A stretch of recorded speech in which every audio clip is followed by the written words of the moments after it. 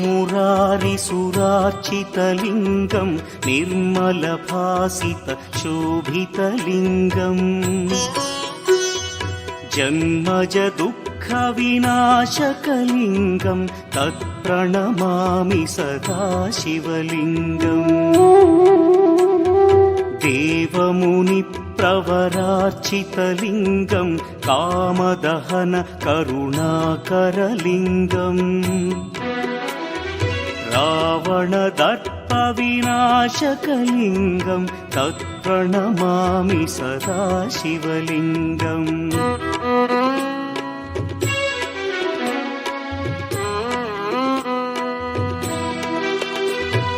सर्वसुगन्धसुलेपितलिङ्गं बुद्धिविवर्धनकारणलिङ्गं सिद्धसु